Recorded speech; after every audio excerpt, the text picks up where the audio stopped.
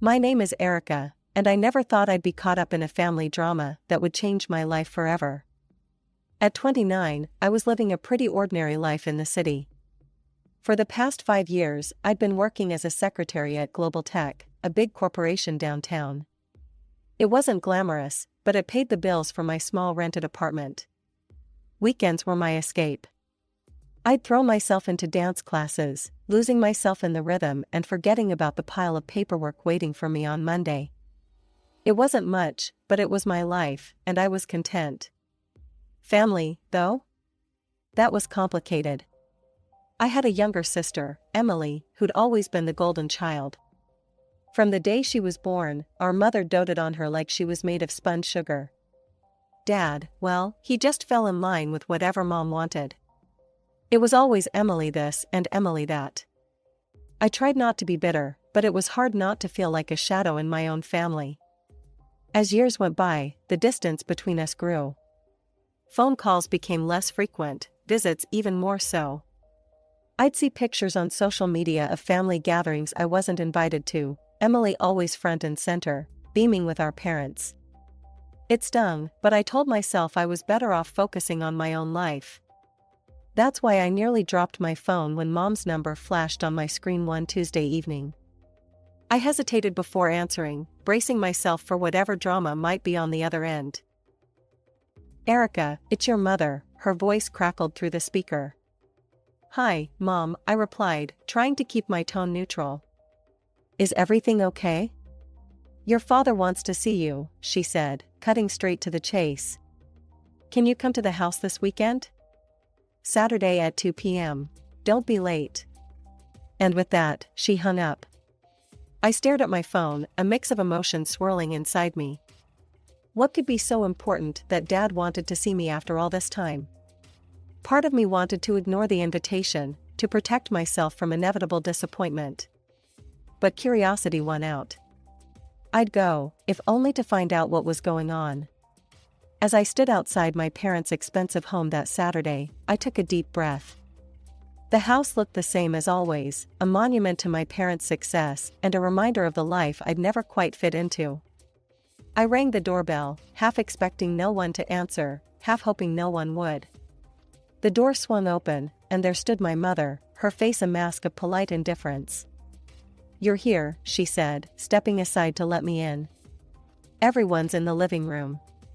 Seated in the plush living room were my father, looking pale and drawn, my sister Emily, and her husband, James. The atmosphere was tense, thick with unspoken words and hidden agendas. I perched on the edge of an armchair, feeling like an outsider in my own family home. Up close, I could see how ill Dad looked. His skin was pale, almost translucent, and his eyes seemed sunken. A chill ran down my spine as I realized this wasn't just a casual family gathering. I've got something to tell you all, Dad continued, his gaze sweeping across the room. I'm terminally ill. The doctors say I don't have much time left.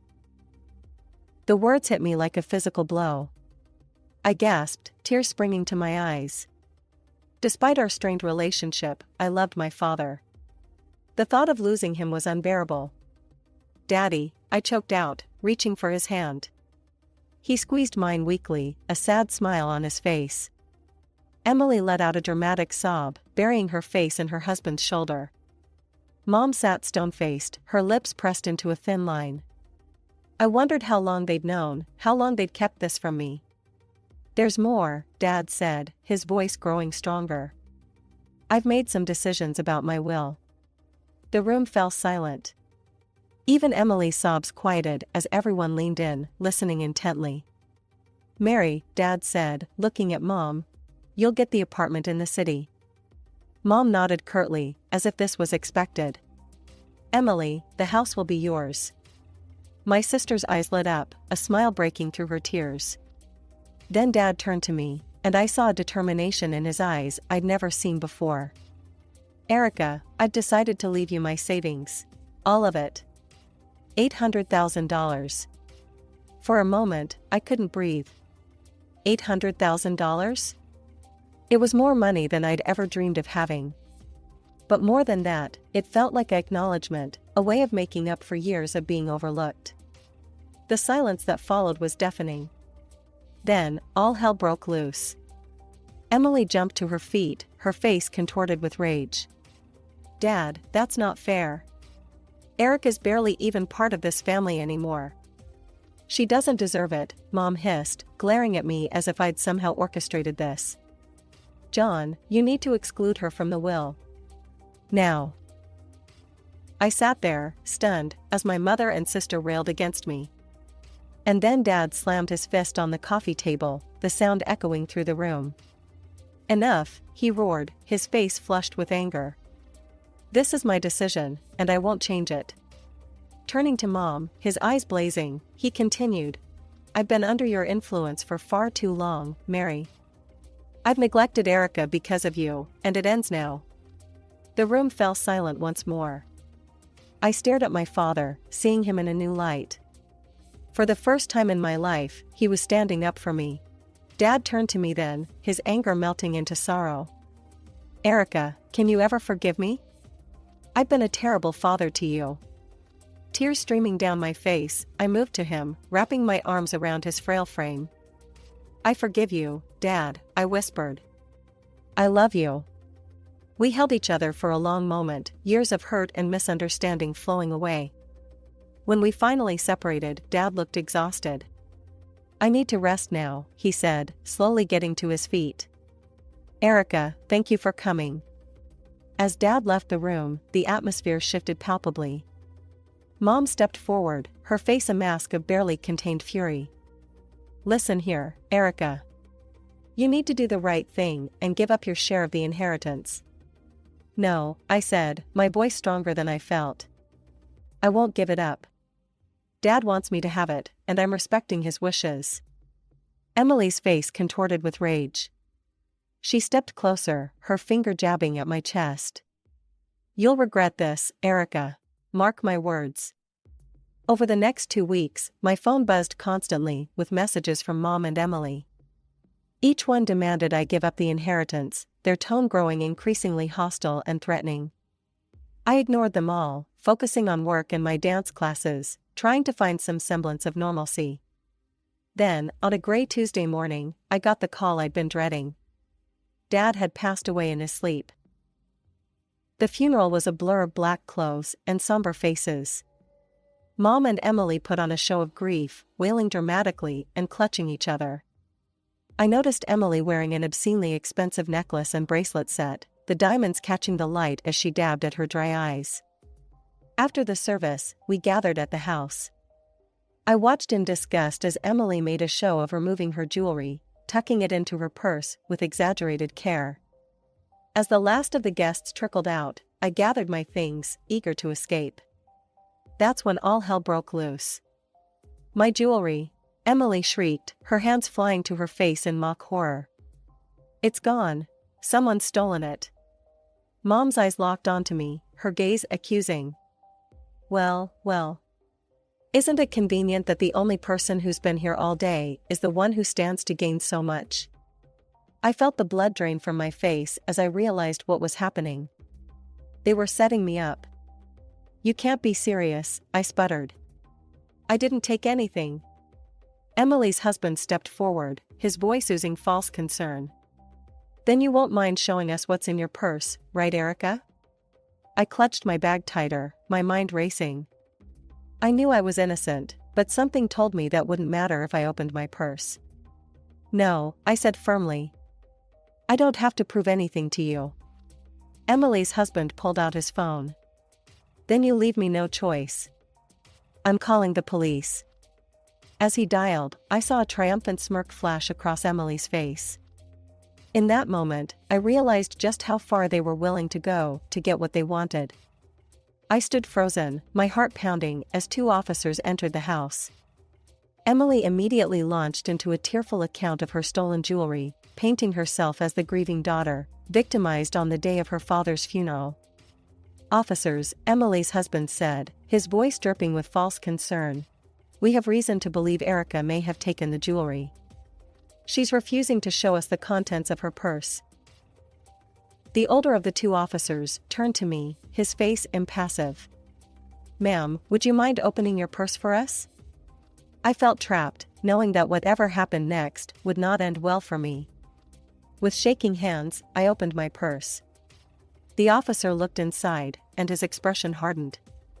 "Ma'am, I'm going to have to ask you to come with us," he said, reaching into my purse and pulling out Emily's necklace and bracelet. The world seemed to tilt on its axis. "This isn't possible," I stammered. "I didn't take these. I'm being set up." But my protests fell on deaf ears. Mom and Emily launched into a tirade, calling me a thief, a liar, hurling insults that cut deeper than any knife. As the officers led me out, I caught a glimpse of Emily's smug smile, hidden behind her hand as she pretended to sob. At the police station, I sat in a stark interrogation room, still in my funeral clothes, trying to make sense of what had happened. Hours passed, and then the door opened. To my surprise, it was my mother who walked in, not a police officer. She dismissed the officer standing guard, insisting on speaking to me alone. As soon as the door closed behind her, Mom's demeanor changed entirely.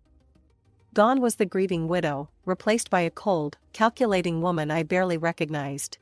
"Listen carefully, Erica," she hissed, leaning close. "You have one chance to fix this mess. Give up the inheritance. Sign it over to Emily, and all of this goes away. The charges, the scandal, everything." I stared at her, disbelief warring with a growing sense of betrayal. You set me up? Your own daughter?" Mom's laugh was harsh and humorless. "Oh, please. You stopped being part of this family long ago. Now, you have a choice. Give up the money, or we'll make sure you go to prison. Think about it, Erica. A thief who stole from her own sister at their father's funeral? Your reputation will be ruined. You'll lose everything." I felt sick to my stomach, the full weight of their betrayal crashing down on me. "No," I said, my voice barely above a whisper. "I won't do it. I didn't steal anything, and I won't let you blackmail me." Mom's eyes flashed with anger. "You ungrateful little rat," she spat. "I hope you enjoy prison. Everyone will know what you did, stealing from your own family. You'll be nothing but a criminal, a disgrace." With that, she turned on her heel and left, slamming the door behind her. I sat there, stunned, tears streaming down my face as the reality of my situation sank in. I was released on bail later that night, stumbling out of the police station into the cool night air. My phone buzzed, a message from my boss at GlobalTech. My stomach dropped as I read it. "Erica, I've heard some disturbing rumors. Until the situation is resolved, I think it's best you take some time off. Paid leave, of course. I believe in your innocence, but we need to protect the company's reputation. Take care." I leaned against the cold brick wall of the station, feeling my world crumbling around me. In the span of a day, I'd lost my father, been betrayed by my family, arrested, and now I was on the verge of losing my job. The next morning, I woke up with a renewed sense of purpose. With trembling fingers, I searched online for private investigators in the area. One name stood out, Jack Reeves, a former police detective turned PI with a reputation for solving complex cases. I made the call, my voice steadier than I expected as I explained my situation. "Ms. Thompson," Jack said after I finished my story, "this is a delicate situation. Family conspiracies are never easy to prove. But if what you're saying is true, we'll find evidence. It won't be cheap, though." I thought of the inheritance I was fighting for. Money's not an issue. I need to clear my name and expose what they've done. The next 3 weeks were a blur of clandestine meetings with Jack, anxious waiting, and sleepless nights. I threw myself into my dance classes on weekends, desperate for any distraction from the constant worry. My phone remained silent, no calls from work, no more threats from my family. The silence was almost worse than the conflict. Then, one rainy afternoon, my phone rang. It was Jack. "Erica," he said, his voice grave. "I've got news, but you're not going to like it." My heart sank. "What is it, Jack?" He sighed heavily. "I've been following your mother and sister, trying to catch them discussing the inheritance or the theft. But they're careful, too careful. They never talk about it in public, and I can't legally bug their homes. I felt the last glimmer of hope fading. So that's it? There's nothing we can do? Not exactly, Jack replied, a note of hesitation in his voice. I did find something, but it's not related to your case. It's about your sister. I sat up straighter. What about her? She's having an affair, Erica. I have photographic evidence of her entering a hotel with a young man, definitely not her husband. I also managed to record some of their conversations. It's not flattering to her husband, to say the least. For a moment, I sat in stunned silence. Then, slowly, a plan began to form in my mind. Jack, I said, my voice low and determined, I need you to send me everything you have on this. And I mean everything. As soon as I hung up, I sprang into action. I spent the next hour poring over the photos and recordings Jack sent, my mind racing with possibilities. Finally, I made a decision. I selected the most damning photo, my sister entering the hotel with her young lover, and sent it to her husband's phone with a simple message. Interested in knowing what happened next? Meet me at Café Luna tomorrow at 2 p.m. The next day, I arrived at the cafe early, my nerves on edge. At exactly 2 p.m., Emily's husband walked in, his face a mask of barely contained fury and curiosity. What's this about, Erica? He demanded as he sat down across from me. I took a deep breath. I think you know, James. But what you've seen is just the tip of the iceberg. Over the next hour, I laid out everything I had. The photos, the recordings of Emily laughing about James's age, mocking his performance in bed, discussing her plans to leave him once she got her hands on the full inheritance. James sat in stunned silence, his face growing paler with each revelation. When I finished, he looked up at me, his eyes blazing with a mixture of pain and rage. What do you want? He asked, his voice hoarse. I leaned forward. I want justice, James. And I think you do too. Help me prove that they framed me, and we can both get what we deserve. A few days after my meeting with James, my phone buzzed with a message. It was from him, containing several audio files. My heart raced as I pressed play on the first one. Emily's voice filled the air. Can you believe how easy it was to plant that jewelry in Erica's purse? My mother's laughter followed. I know. The look on her face when the police found it was priceless. Well, she'll have no choice but to give it up now.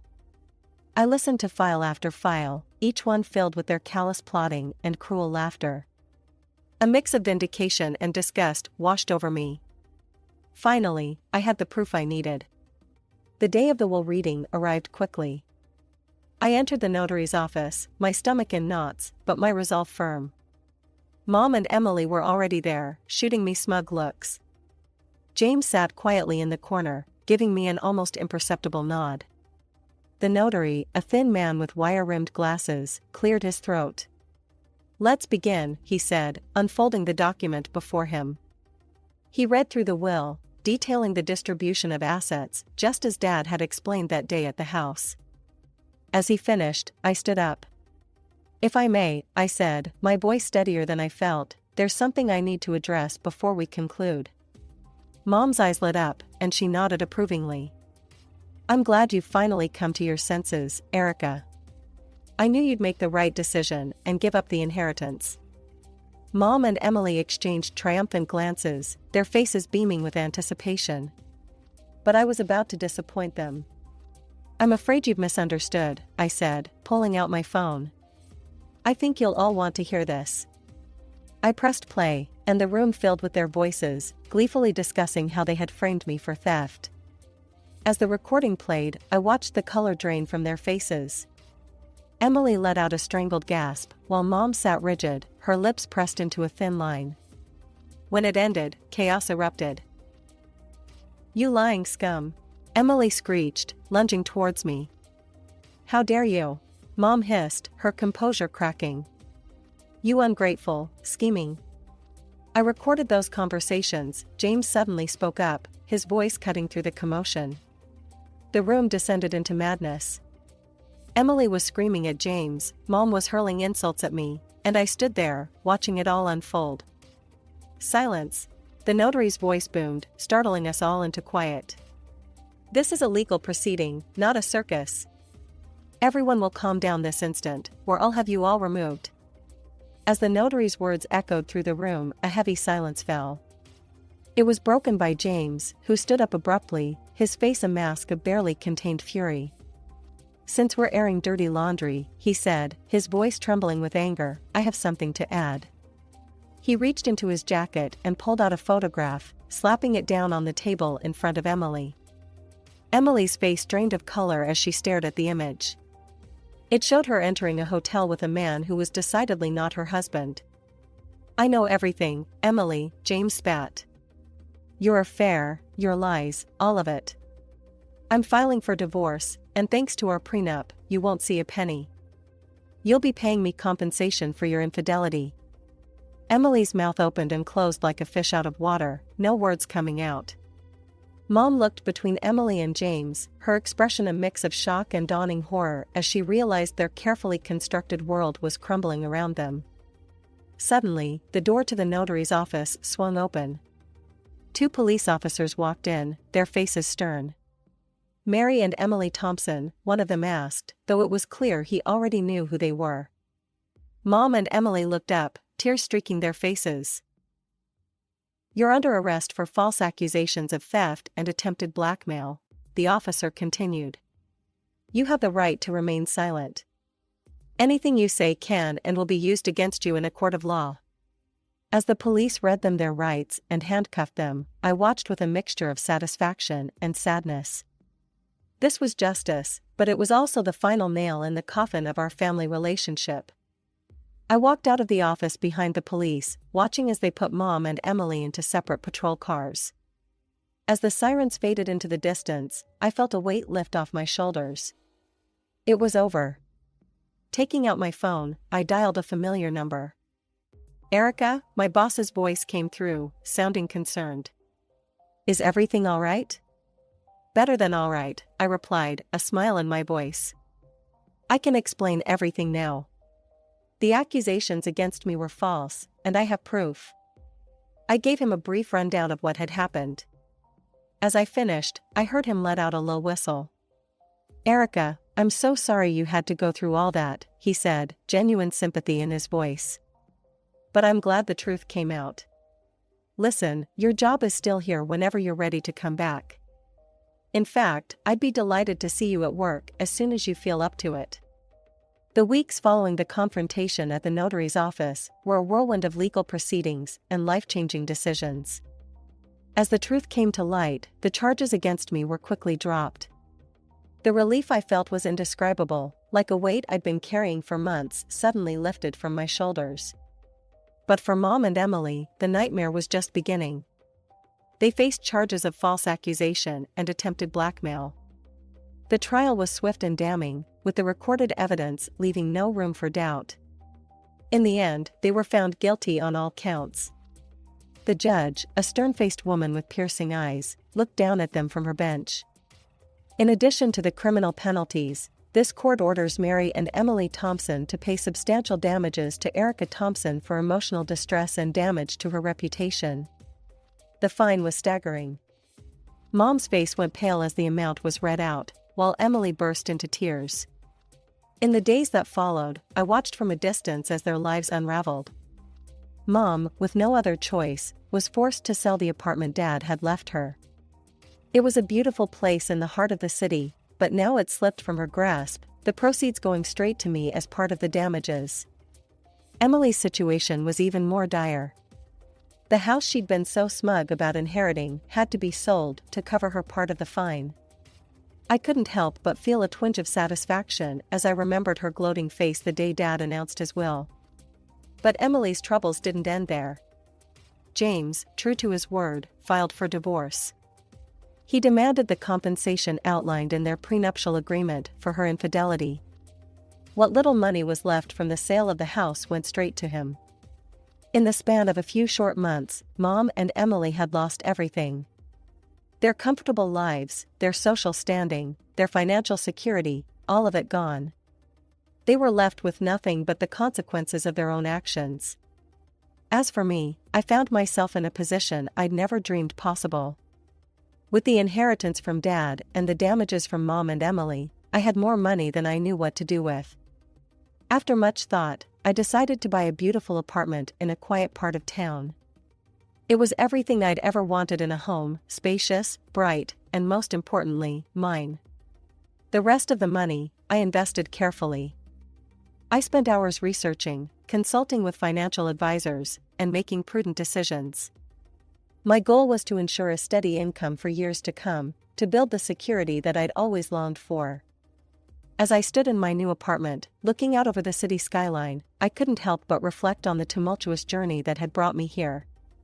The pain, the betrayal, the fight for justice, it had all led to this moment. I thought of Mom and Emily, now struggling to make ends meet. Part of me felt sorry for them, but a larger part knew that they were facing the consequences of their own choices. They had tried to take everything from me, and in the end, they'd lost it all themselves. My phone buzzed with a message from my boss, confirming my return to work next week. I smiled, looking forward to getting back to normal, or rather, my new normal.